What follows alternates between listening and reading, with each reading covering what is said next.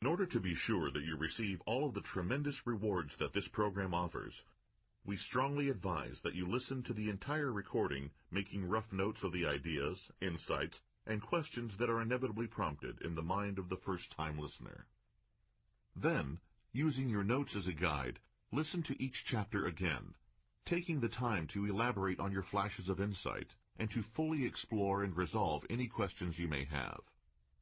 Those who have gained the most from this program often report that they listen to each chapter many, many times. They say that each listening not only prompts new insights and ideas, but also recharges their motivation and desire to succeed.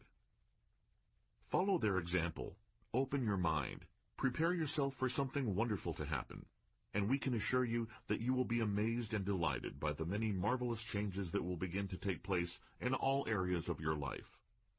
And it won't be long before you, too, will add your name to that long list of people who credit their success to Think and Grow Rich.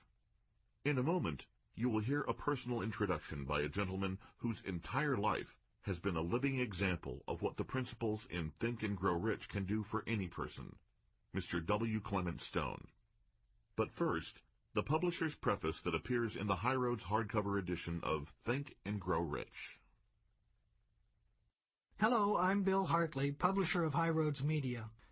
It's been said that Think and Grow Rich has made more millionaires and inspired more successful people than any other book in history.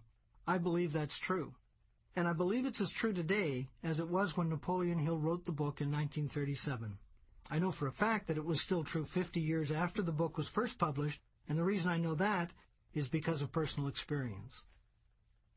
In 1987, the 50th anniversary of the publication of Think and Grow Rich, I was starting a new audio publishing company.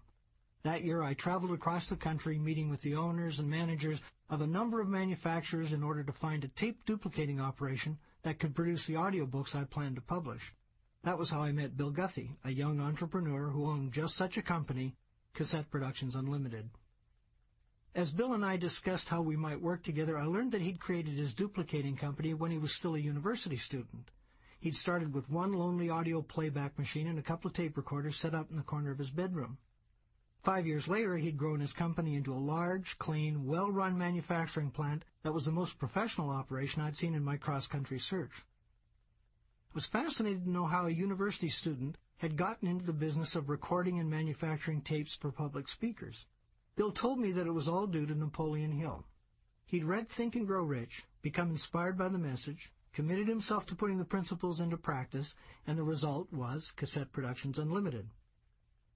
I now know that Napoleon Hill was also the reason I was so impressed with how efficient and well-run his operation was.